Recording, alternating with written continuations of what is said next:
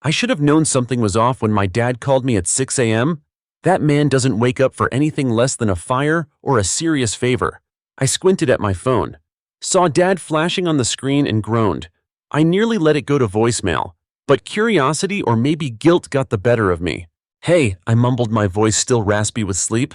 His tone was soft, almost too soft. "Hey kiddo, listen. It would mean a lot if you came home for the holidays. Your sister and the kids will be there. Mom's been talking about it nonstop. We haven't all been together in years." That last part was true. Not since I moved to Miami for work and started building a life that felt separate.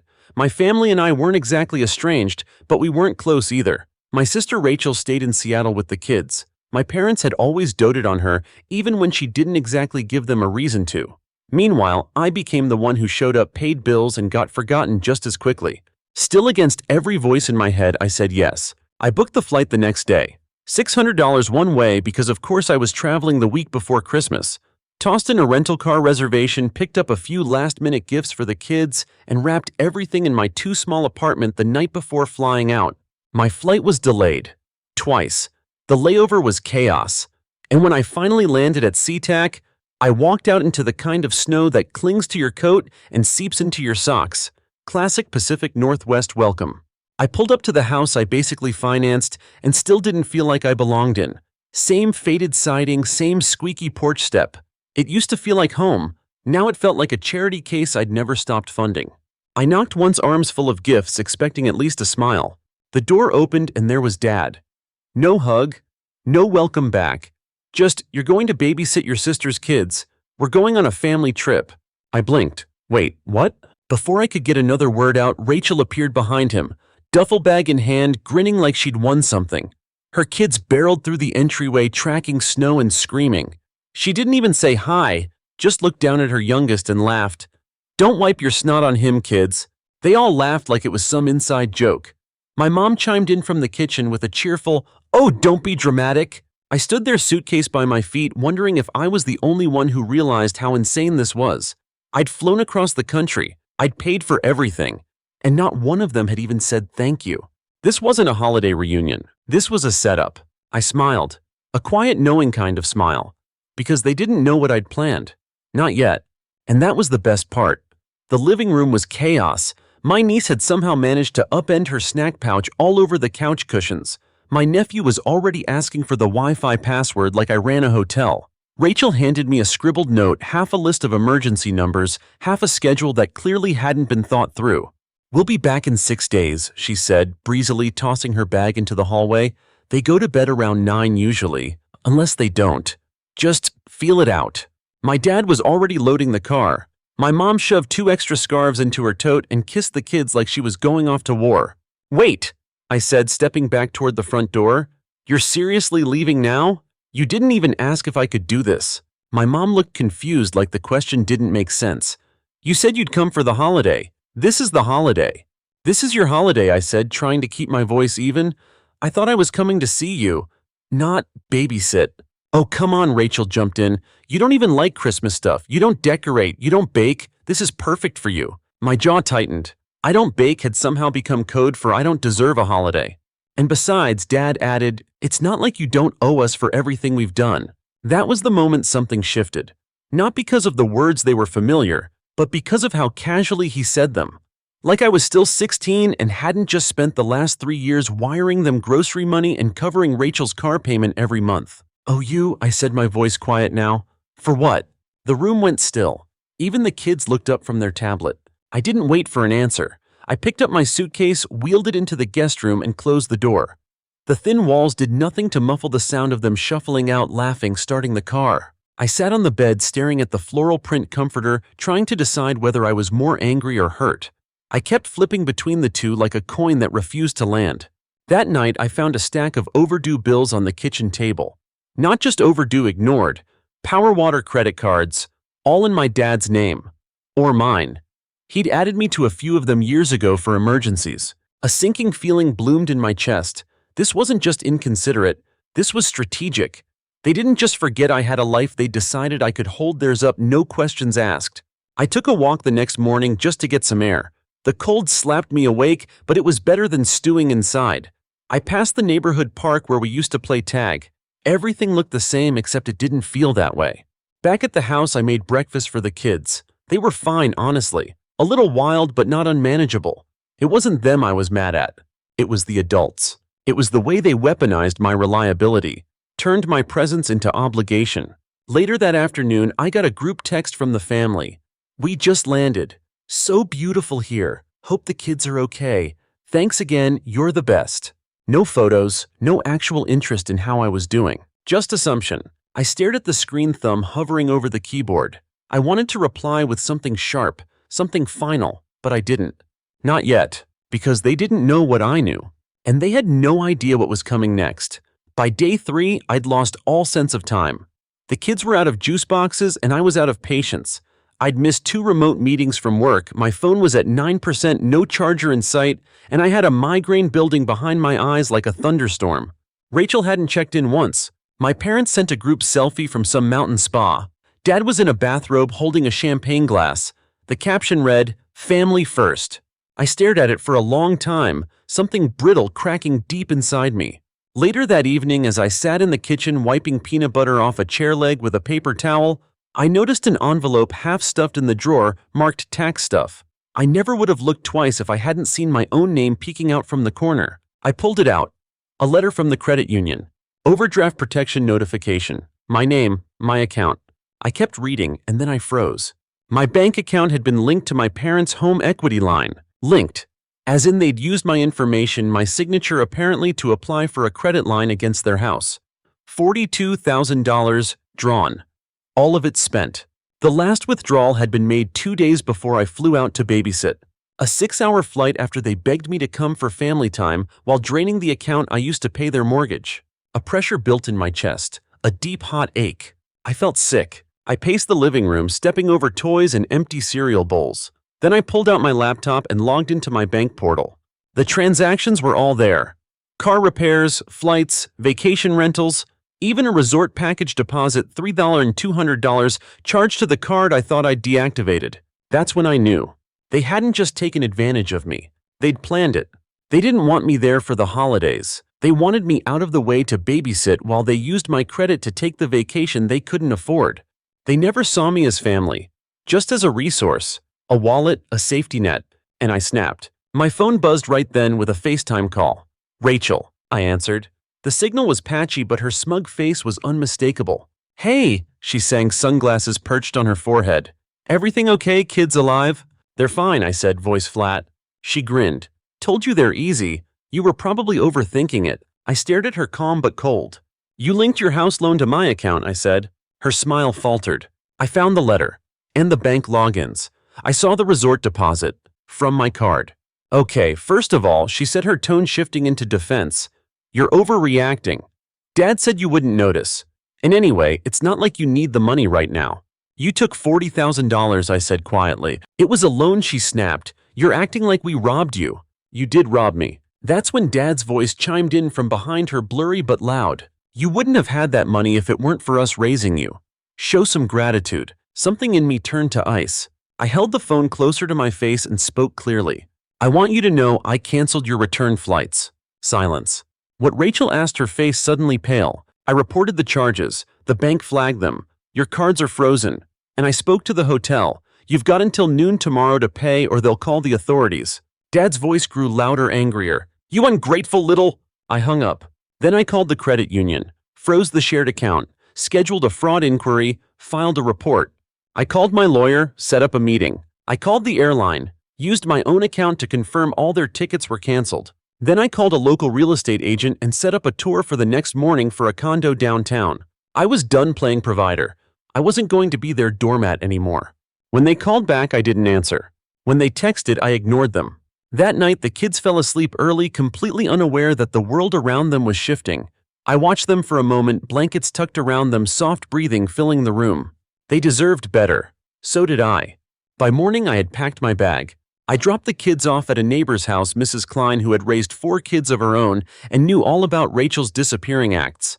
Then I left a note on the counter. "The bank has your name. The authorities have mine. The next step is yours. I'm out." I locked the door, dropped the key in the mailbox, and walked away with nothing but my backpack. For the first time in years, I didn't feel guilty. I felt free. I didn't make it 3 blocks before my phone lit up again. Calls from Dad, texts from Rachel, one even from Mom who hadn't reached out in weeks.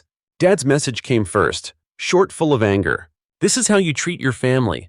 After all we've done, pathetic. You'll regret this." Then Rachel's all sharp caps and blame. "I hope you're happy. You ruined the only nice thing we've had in years." The kids were excited. What am I supposed to tell them? And finally, Mom, the softest blow. "We're hurt. I don't understand why you're doing this. You used to be kind." Each message chipped away at something old inside me, but it didn't break me. Not this time. I kept walking. I reached my hotel by noon, checked in with nothing but my backpack, and collapsed on the bed, heart pounding like I'd run a marathon. In a way I had. A marathon of lies, guilt, and obligation. It was over now. At least that's what I told myself. But that night I didn't sleep. I lay awake staring at the ceiling fan turning slowly above me, 100 thoughts spinning just as slowly in my head. How had I let it go so far? How had I become the one cleaning up everyone else's mess? Was it just easier to be needed than to admit I'd never been wanted for me? My phone buzzed again. I didn't check it right away. But curiosity got the better of me. It was a photo. From Rachel. The kids sitting on the floor of the hotel lobby. Blank stares. Snack wrappers beside them. No caption, just guilt. But I didn't reply. I stared at the picture, heart sinking. I loved those kids, but I couldn't save them from their parents. I wasn't their parent. I'd spent too long pretending I could be everything to everyone. All it did was burn me out. That morning I called my bank, walked through every transaction from the last 6 months, started filing claims, opened a new account. Then I emailed my boss, told him I needed a few extra days before returning to work. No explanations, just the boundary I should have set months ago. I spent that afternoon touring a condo in the heart of the city. Small 1-bedroom sunlit kitchen. Nothing fancy but quiet. Secure. Mine. When the realtor asked how soon I wanted to move in, I didn't hesitate. Immediately. She handed me a clipboard and I signed without thinking twice. The confrontation I was avoiding finally came the next day. They showed up. I was leaving the corner cafe near my hotel when a familiar car pulled into the lot. My stomach dropped before I even saw his face. Dad got out first. No jacket, just a sweatshirt despite the cold, his face twisted with something between rage and disbelief. Mom followed behind him, slower, uncertain. Rachel stayed in the car. "Hey, Dad," shouted, stepping toward me. "You think this is funny? You think stranding your family makes you a hero?" People nearby turned their heads. I kept my voice low. "Keep your voice down." "He didn't. You ruined everything. Our vacation, our plans, our reputation. CPS is sniffing around because of you. Rachel's kids might get taken away. Is that what you wanted?" "Huh?" Mom spoke softly. "We didn't know you'd react like this. You could have just said no." "I did say no," I snapped. "You didn't hear it because you never listen." "You didn't have to go behind our backs," Dad said, pointing a finger. "Canceling cards, reporting us like we're criminals." "You are criminals," I said flatly. "You forged my signature. You drained my account. You lied to me, used me, over and over, and you don't even see it." Dad's face turned red. "You're being dramatic." Mom's voice trembled. "You're hurting your sister." "She hurt herself," I said. "I've bailed her out for a decade. You think this is new? You think I suddenly snapped out of nowhere?" I shook my head, the cold wind biting at my face. "I'm done," I said. "You can hate me, you can cry, you can twist it any way you want, but I won't be your scapegoat anymore." They just stood there as if they'd seen a ghost. Not the version of me they knew, silent, agreeable, compliant, but someone new. I walked past them. My hands shook as I did. Not from fear, from release. Back at the hotel, I broke down. I sat on the edge of the bed and cried. Not loud, not dramatic, just the slow kind of crying that happens when your body realizes it's finally safe to feel. I texted Megan. Everything exploded. I did it. I walked away. She called immediately. No questions. Just said I'm proud of you and stayed on the line while I cried some more. That night I opened my journal for the first time in months. You're not responsible for saving people who are determined to sink. I wrote it in block letters. Then again and again until the page was full. The days that followed were quiet. I moved into the new condo, bought a secondhand couch, hung some photos, set up my work desk near the window. Megan came by with houseplants and takeout. We didn't talk much about what had happened. She just helped me assemble a bookshelf and stayed long enough to fill the silence. The texts from my parents eventually stopped. Rachel unfriended me. Mom sent a single message on Christmas. We miss you. Hope you're okay. I didn't reply. Not because I hated them, I didn't. I just wasn't ready to walk back into a life I'd fought so hard to escape. One evening a week later, I walked to the coffee shop on the corner, ordered a latte, sat near the window. Outside, snow was falling in thick, soft flakes. I watched it in silence. For the first time in years, I wasn't looking over my shoulder. I wasn't bracing for a request. I wasn't waiting for the next emergency. I was just being. And that was enough. Spring came early that year. Not the kind of spring marked on calendars, but the quiet shift in the air. The sun warmer on your skin, the sidewalks less bitter under your boots, the sky hanging blue a little longer each evening. I noticed it more this time. Because for the first time in a long while, I had space to feel everything. My new life didn't begin with a dramatic fanfare. There was no grand unveiling or sudden transformation. It unfolded slowly, morning by morning, choice by choice.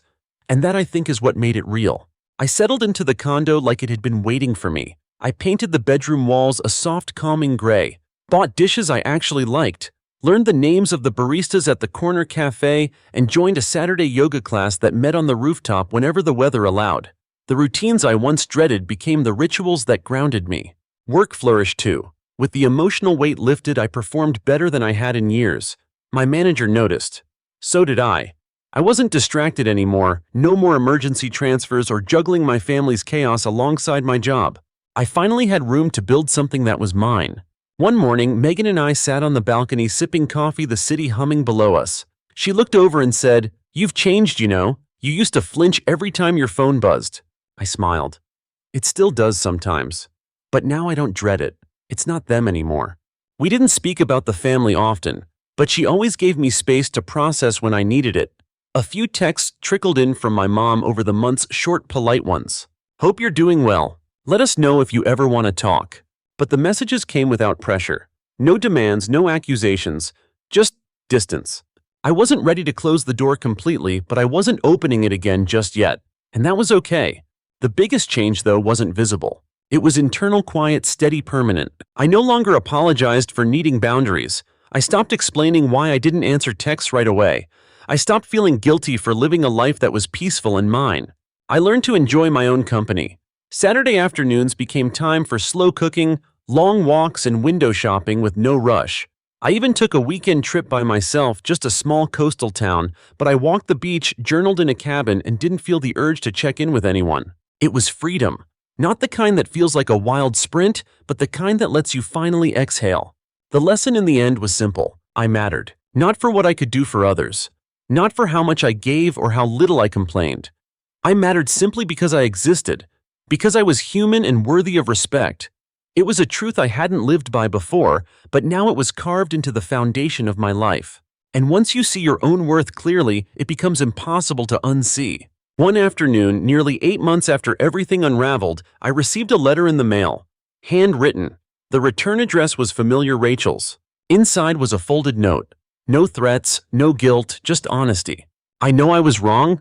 I leaned on you because I could, and I never once thought about what it was doing to you. I blamed you when you stopped giving, and I shouldn't have. I'm trying to do better. I hope someday we can talk, not because I need anything, but because I miss my brother. I'm sorry. For real this time." I read the note twice, then set it down. It didn't erase everything, but it was something. A first step, hers to take, mine to consider. Later that week, I wrote her back. Just a short message. "Thank you for your words. I'm healing. I hope you are too." I didn't offer to meet up. I didn't invite her back into my life, but I didn't shut the door either. And for the first time, that felt like power, not weakness. Months passed and I kept growing. Stronger, lighter, more full of joy than I'd expected. I stopped measuring myself by what I used to give, started measuring by what I now chose to build. I joined a local community group, helped organize a fundraiser, started learning how to play the piano. All things I'd said I'd get to someday. And now finally someday was here. A year after the holiday that blew everything apart, I stood in my kitchen preparing a small dinner for friends. Megan brought a cake. My coworker brought wine. And I for once didn't worry about anyone needing anything from me. No calls, no guilt. When the night was over and everyone had left, I stood by the window watching the city lights blink against the sky. A quiet peace settled over me. They say you can't choose your family, and maybe that's true, but you can choose how much of yourself you give to them. You can choose what kind of family you build for yourself. And that night in my little condo, full of laughter and leftovers and people who respected my space, I knew I had chosen well. The past would always be there, but it didn't own me anymore. I belonged to myself now, and that was the real beginning. Story 2. You never really think your partner will become the villain in your story until the moment they take everything that matters to you and call it a favor. That moment for me happened the day I stepped back into our house after a trip to visit my parents in North Carolina. "Alyssa, you're back," Jason said, grinning from the couch. His tone was too cheerful, too staged. Something about the way he lounged there like he'd just landed a billion-dollar deal made my stomach turn. I rolled my suitcase into the foyer. "I am. What's with the face?" Jason stood up slowly like he was preparing to make a grand announcement. "I made a big move while you were gone. Something I think you'll be very pleased about." I raised an eyebrow. "What kind of move?" He smiled, way too proud of himself. "I sold your jewelry collection. All of it." I blinked. "You did what?" "Relax," he said, holding his hands up. "I used it to fund a startup I've been working on for months. This is going to put us on the map. You'll thank me later." My heart stopped. My jewelry. The same pieces passed down from my grandmother, my mother, the ones I bought myself when I got promoted, when I hit milestones. He sold them without so much as a conversation. "You had no right, Jason. None. That was mine, not yours to touch." He rolled his eyes. "Come on, Alyssa. You never even wore half of that stuff. It was just sitting there. This way it's helping build something. No apology, no regret, just justification." Jason had always been a dreamer. It was what attracted me to him once. He had ideas, big ones. I admired that until I realized dreams without discipline are just burdens for everyone else to carry. He always talked about building an empire, but that empire was funded by loans in my name, supported by my income, and now backed by jewelry that wasn't his to begin with. What he didn't know was that I wasn't as careless as he thought. Months before, when there had been reports of burglaries in our neighborhood, I'd added tiny GPS tags to my most valuable pieces, just in case. That just in case was now the only reason I hadn't completely fallen apart. I waited until he left for a supposed business dinner and pulled up the app. My screen lit up with red dots. One at a downtown consignment shop, another at a warehouse in East Richmond. I took screenshots, recorded timestamps. My pulse steadied. I had evidence. The next morning I filed a police report. Detective Samuel Knox listened carefully as I laid everything out. When I showed him the tracking app, his expression shifted. "This is solid evidence," he said. "And if your husband sold these items without your consent, we're looking at theft, fraud, possibly more. Are you willing to press charges?" I hesitated. This was the man I married. But the man I loved wouldn't have done this. "Yes," I said, "I am." Over the next few days, I worked with Knox, who verified the pieces' locations and secured cooperation from store owners. One consignment shop had sold 2 items already, but they still had a diamond pendant and the emerald earrings from my mother's collection. He said they'd try to recover everything. But that wasn't the only surprise. "We've started reviewing Jason's financial records," Knox said during one update. "There are transactions that raise red flags, transfers to offshore accounts, shell corporations with no clear business operations." My stomach twisted. Jason hadn't just stolen from me. He might have been hiding something even darker. That night I confronted him. I didn't raise my voice, I didn't scream, I just told him I knew. "You called the police?" he shouted. "You gave me no choice, you stole from me. You've ruined everything." "No," I said calmly. "You did that all by yourself." He left that night, slamming the door behind him. I watched his car pull out of the driveway and disappear into the dark. I didn't cry. I called Megan instead. "Good," she said. "You finally took your power back." The next morning I called a lawyer. I wasn't just reporting a crime anymore. I was ready to reclaim my life. After filing for divorce and beginning the process of separating our finances, my days took on a strange stillness, the kind of silence that follows a long storm. I was still picking up the pieces, but at least now the pieces were mine. Michael, on the other hand, didn't go quietly. He called, texted, even showed up at my office once. I didn't answer. I had warned security in advance. The reception desk didn't let him in. It's amazing how quickly people who claim to love you turn hostile when they lose control. The worst part, his family. His mother sent me a long message about how I was destroying him and that marriage was about loyalty. I didn't respond. His brother tried calling to mediate as if he hadn't ghosted me every holiday we hosted. I blocked him. Megan called it the final sweep, when abusers send out their army to pressure you back into place. I stayed still. Michael did exactly what Detective Carter predicted. He tried to shift blame, denying the fraudulent accounts even as the evidence mounted. The DA's office filed formal charges: fraud, embezzlement, unauthorized sale of marital property. My lawyer advised me not to speak directly to him about anything from that point forward. "He may try to get you on record," she warned. "Stick to the legal channels." So I did. The recovery of my jewelry was going better than expected. Carter and his team were meticulous. By week 3, most of the high-value items were in police custody pending release. The warehouse owner cooperated fully, providing paperwork showing Michael had used a fake appraisal to inflate value for resale. It was textbook deceit, all of it. One Friday afternoon, I received an email from a shared storage facility I didn't even remember signing up for. The subject line read, "Unit Closure Confirmation." I clicked it. Turns out Michael had rented the space under my name months earlier. I never signed anything, but my name was on the lease, probably forged. I forwarded the email to Carter. A few hours later, he confirmed more items had been found there, not just jewelry, documents, files related to Michael's company, duplicate financial statements, notes scribbled with timelines and client names. It was damning. That same day, I got a call from my lawyer. "Helen," she said, her voice calm but serious, "we have enough to not only finalize the separation, but to protect you from any of his legal fallout. You've done the right thing, and you did it in time."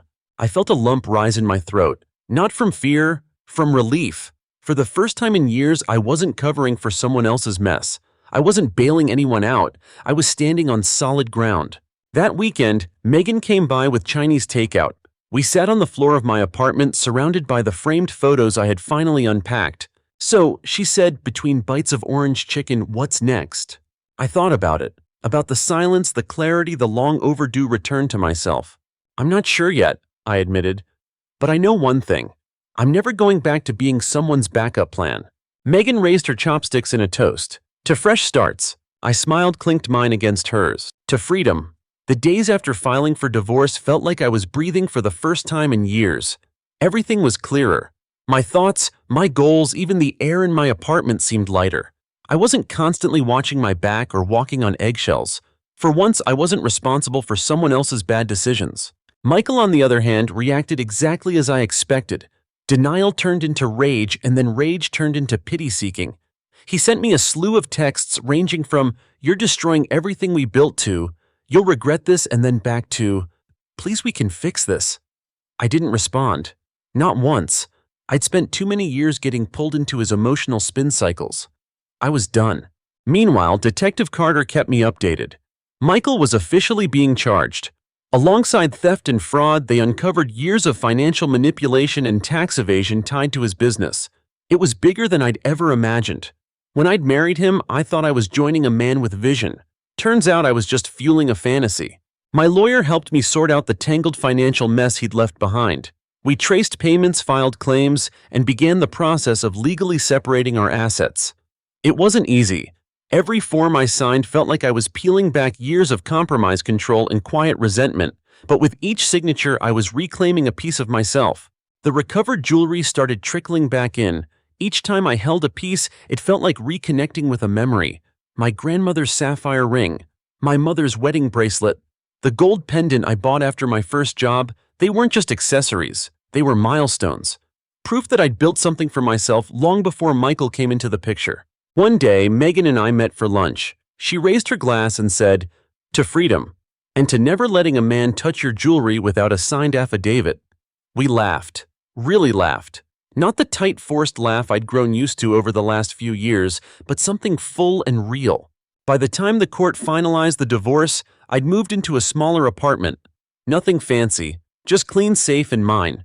I painted the walls soft earth tones, filled the rooms with thrifted furniture, and placed the returned jewelry in a small wooden box on my dresser. Not as a reminder of what was taken, but of what I'd gotten back. I started taking weekend pottery classes, something I'd always wanted to do, but never had the space or the support to pursue. There's something peaceful about shaping clay. It doesn't argue or lie. It just takes the form you give it. One evening, months after the storm had passed, I got a letter in the mail. No return address, but I recognized the handwriting instantly. Michael. Inside was a short note.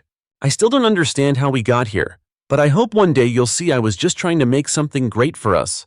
I didn't respond. he'd never understand, and that was no longer my responsibility. Instead, I sat by my window with a cup of tea watching the light change across the buildings.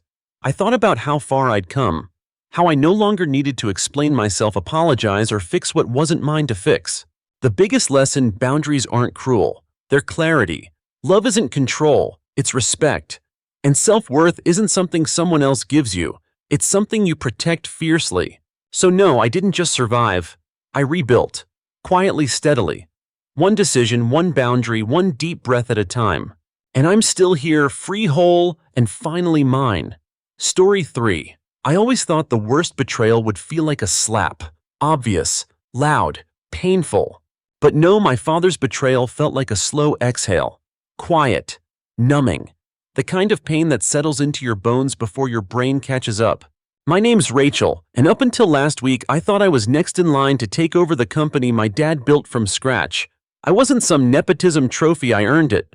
MBA, 3 grueling years climbing through every department, 60-hour weeks, late-night emails, building client relationships like my life depended on it, because I thought it did. Turns out legacy has less to do with merit and more to do with marriage. It all unraveled on a Sunday. My dad had gathered the family at his house. Our old house, technically though, since marrying Vanessa, his second wife, it's felt less like home and more like a showroom staged for their image. I knew something was up the moment I saw Eli, Vanessa's son, lounging in one of the leather armchairs like he owned the place. He's 23, hasn't worked a day in his life, thinks posting crypto memes on Twitter counts as entrepreneurship. The kind of guy who calls himself a visionary because he once pitched a vegan burger NFT idea while high. I was still smiling through gritted teeth when Dad cleared his throat and said, "Thanks for coming. I have an announcement." Cue the family room silence, broken only by the clink of Vanessa adjusting her gaudy bracelet. "I've been thinking about the future of the company," he said. "It's time to transition leadership." My heart kicked up. Finally, after a lot of consideration, he continued, "I've decided to appoint Eli as the new CEO." I laughed. I actually laughed. That awkward kind you can't stop because your brain refuses to accept the reality. "Excuse me," I said, trying to keep my voice from shaking. Vanessa chimed in like she'd been rehearsing her line in the mirror. "Eli brings a fresh perspective. The company needs someone in touch with modern trends." Dad nodded like he believed that crap. "I've been running the company for the past 3 years," I said. "You said I was next, that it was mine." "You'll still be part of the team," Dad replied, like that was a consolation. "We thought a director of people and culture role might suit you." Translation: glorified HR babysitter. I stood up. "You lied." "It's not about you," Rachel, Vanessa added with a syrupy smile. "Eli just needs this more." That word, needs. As if Eli were some starving artist scraping together rent, not a guy who once crashed his leased sports car into a hedge and tried to blame the landscaping. "I'm your daughter," I whispered. Dad wouldn't meet my eyes. "You'll still receive your base salary," he said, "but Eli's vision aligns better with where we're going." "Where you're going," I corrected. "Don't lump me into this." I walked out. I didn't yell, I didn't cry, I just left. I got into my car, pulled away from the house I used to call home, and finally let the tears fall when I hit the first red light. My phone buzzed. It was Jules, my best friend since college. "Jules, how'd it go?" "Me, they gave it to Eli. Everything." Her reply came within seconds. "Jules, I'm coming over. Don't make any dramatic decisions until I get there." It felt like my entire life had collapsed in 30 minutes. Years of sacrifice, skipped vacations, missed birthdays, all handed off to some influencer wannabe because his mom could bat her eyes better than I could negotiate a vendor contract. But even in that spiral of grief, a tiny ember lit in my chest. This wasn't the end. Not yet. 3 days later, I sat in David Klein's office, our longtime family lawyer. He'd known me since I was 10 and still called me kiddo out of habit. I told him everything. He listened with that lawyerly stillness that feels both calming and unsettling. Then he said, "Rachel, there's something you don't know." He opened a file drawer and pulled out a thick envelope. "Your grandmother left something behind. Something your father doesn't know about." Inside were documents, legal ones, detailed, binding. Turns out my grandmother had created a trust, $2 million earmarked exclusively for me. But with a catch. "You only get access if you start your own business and show 1 profitable quarter before you turn 30, David explained. She believed in building, not inheriting. I sat there stunned. My grandmother, sharp-tongued, business-savvy, always 2 steps ahead, had seen this coming. She knew my father, and she planned for the day he'd choose someone else. "Does Dad know?" I asked. David shook his head. Not unless you tell him. That was part of the stipulation. I laughed. For the first time since that awful meeting, it felt genuine. I don't even know what I'd start, I admitted. David smiled and handed me another folder. Your grandmother left you more than money. She left contacts, research, even business concepts. She said, and I quote, "Rachel will figure it out. She's mine after all." I stared at the files, overwhelmed but strangely invigorated. For the first time in days, I felt free. They cut me out, so I'd build something they couldn't touch. I didn't sleep much that night. I kept rereading the trust documents, flipping through the business ideas my grandmother had outlined like puzzle pieces she left behind for me to finish. There was one concept she seemed especially focused on: eco-packaging. Sustainable, biodegradable, scalable. And honestly, it made sense. It scratched that same part of me that used to love solving operations bottlenecks at Dad's company. Only now I'd be solving something real, something that mattered. So the next morning I called Jules. "I think I'm going to build a company," I said. She didn't laugh, didn't say it was crazy. Instead she said, "About time, want help." That's how it started. 2 laptops, 1 overpriced cold brew, and my grandma's handwritten notes spread out on a coffee shop table. I named it Verdant Supply Co. No frills, no legacy name, just me and the future I planned to build. We spent weeks researching manufacturers that could produce biodegradable takeout containers and mailer sleeves. The market was ripe, but the few companies in it had garbage pricing or awful lead times. We figured if we could streamline logistics and cut the greenwashing BS, we might actually stand a chance. Jules handled the branding and social media. I mapped out the supply chain, negotiated contracts, built a scrappy pitch deck. Every night I went to bed exhausted, but for the first time in a long time, it felt like the exhaustion meant something. We worked out of a co-working space downtown, bare-bones concrete floors. One plant we tried really hard not to kill. It wasn't glamorous. It was mine. About 6 weeks in, we were meeting with a mid-sized restaurant chain that wanted to go green. I had butterflies in my stomach, but I buttoned up my blazer and walked in like I'd done this 100 times. I laid out the numbers, showed our samples, talked through logistics. The exec across from me, a no-nonsense woman named Maya, tapped one of the containers and said, "What's your angle? Why should I believe you can deliver where others didn't?" I didn't flinch. Because I've built a supply chain before. I ran logistics for a $40 million operation. I know where the delays happen, where the costs bleed, and how to fix them. This isn't a school project. This is real. She raised an eyebrow. "Young," she said. "Experienced," I corrected. She stared at me a beat longer, then nodded. "We'll start with a 3-month contract. 2 locations. If you can deliver, we'll talk expansion." I smiled, not too wide, just enough, looking forward to it. By the time I walked back into our shared office, Jules was already popping a bottle of cheap champagne she'd been hiding under her desk. We toasted, we screamed, we danced in the hallway. That contract, it wasn't life-changing money, but it was proof. Proof that I could build something, that I wasn't just someone's fallback plan. A few days later, I got a text. "Eli, hey, heard you're starting something. Coffee." I stared at it for a full minute, deleted it, then blocked his number. But apparently he wasn't done. He showed up at my co-working space 2 days later unannounced, dressed like a startup founder from a Netflix show, hoodie designer, sneakers, sunglasses, indoors. "Wow," he said, looking around, "you're really doing this." "Yep," I said, not looking up from my laptop. He sat down across from me like we were equals, like we had history that wasn't soaked in betrayal. "Dad's worried," he started, "thinks maybe you're overreacting." I closed my laptop, slowly. "Tell him I'm not reacting, I'm building." "Right?" he said, nodding too fast. "Well, maybe you don't have to do it alone. The company's trying to improve our sustainability. Maybe we could partner. Your company supplies us. Good PR for both sides." I laughed. It was short and sharp. "You want to buy from me? After you took my job? My future?" Eli had the decency to look uncomfortable. "It's just business," he said weakly. "No," I replied, standing up. "This is personal and professional, and very, very earned." He stood too, smoothed his hoodie like that made him credible. "You'll regret not taking the help," he said. "I'm not the one who needs help." He left, and that's when I knew they were watching. Maybe it was fear, maybe curiosity, but they saw me, not as the discarded daughter, not as the fallback, as a threat, which meant I was on the right path. By month 4, we had 3 contracts and a growing list of leads. Jules built a stunning new website. I negotiated bulk deals with 2 regional manufacturers. We had invoices coming in, money going out, a little bit of profit enough to meet the trust requirements. David, the family lawyer, confirmed it by phone. "You've done it," he said. "Quarterly profit confirmed. The trust unlocks next week." I sat in silence for a moment. "Rachel." "Yeah," I said, voice a little hoarse. "I'm still here." And I was. Stronger than ever. But karma, as they say, wasn't quite done yet. Because 2 weeks later I got another text. This one from my dad. "Dad, can we talk?" I ignored it. Then came another. "Dad, please. It's about the company." When I didn't answer, he sent a third. "Dad, there's trouble. I think we made a mistake." "Oh, now you think so." I didn't reply to my dad's message right away. I let it sit. Not because I wanted to be petty, because I needed to be sure. About myself. About him. About what I'd say if I saw his face again. It took me 3 days. When I finally texted back, all I wrote was, "Me, I can give you 30 minutes. At the coffee shop near your office.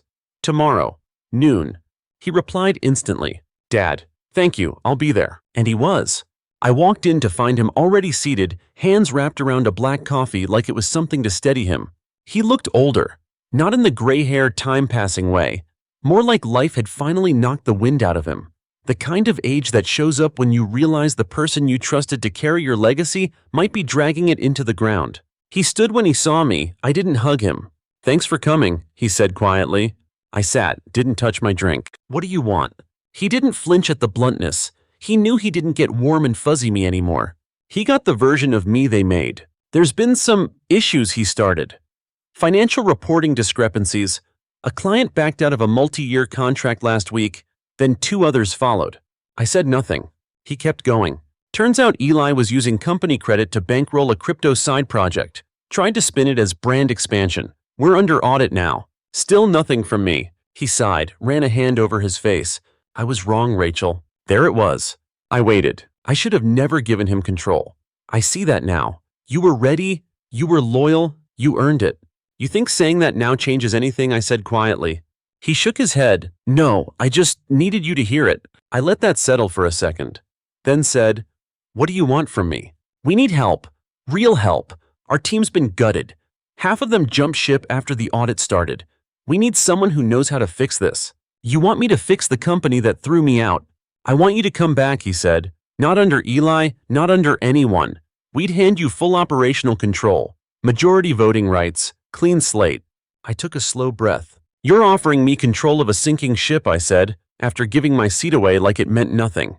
It wasn't nothing. Sure felt like it. He looked down at his hands. The same hands I used to watch, sign my report cards, clap for me at graduations, hand me my first business card when I joined the company. "I was trying to keep the peace," he murmured.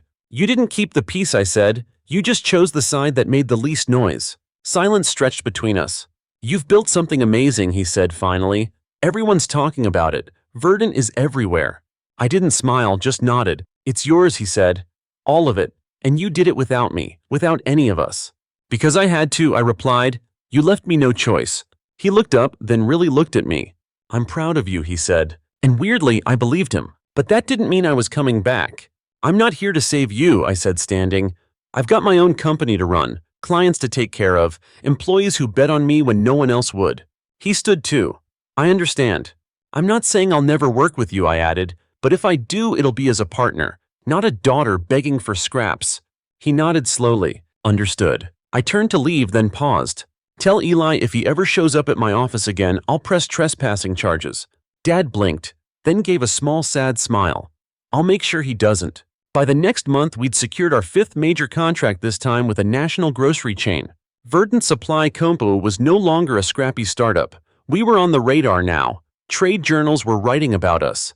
A sustainability podcast asked to interview me. Clients were referring clients. Then came the big one. A massive retail distributor asked for a presentation. I walked into that meeting wearing the same navy blazer I wore the day Dad replaced me. Only now it fit differently. Not just in size, though I'd lost some weight from stress, but in power. I owned the room now. My voice, my vision, my company. They signed a deal before lunch. As I left their office, my phone buzzed. It was David, the family lawyer. "David, just a heads up, Joseph Industries is filing for Chapter 11. Looks like the bottom finally dropped out." I stared at the message, standing under the afternoon sun, the city moving around me like background music. And I felt calm, not triumphant, not giddy, just peaceful. Weeks later, I got another call from Dad. Not to ask for anything, just to talk. He told me Vanessa had moved out, that Eli had taken off probably overseas, that the board had forced him into early retirement. I don't have much left, he said, not in terms of business anyway. You still have time, I said, to learn from it, to be better. He went quiet, then said, would you come with me to visit your grandmother's grave? I hesitated, then said yes. We went on a clear Sunday, no ceremony, just 2 folding chairs and a simple bouquet each. I told her everything, about the business, about the trust, about how she saved me when I didn't even know I needed saving. She always believed in you, Dad said quietly. She believed in both of us, I replied. You just didn't listen until it was too late. He didn't argue, just nodded. I stood brushing dirt from my jeans. Before we left, I looked down at her name etched in stone. I'm building a foundation in her honor, I said, to help women start sustainable businesses. Real support, real funding, no strings. Dad smiled. For once, not with pride, just something softer, warmer. She'd like that, he said. I know. I still get messages sometimes. From old coworkers, from people at my dad's company, from strangers who followed the headlines and figured out what happened. Most say the same thing you showed them. But that was never the point. This wasn't revenge. It was reclamation. I didn't burn down their world. I just built my own. And it turns out when you build something with your own 2 hands, no one can take it from you, not even family.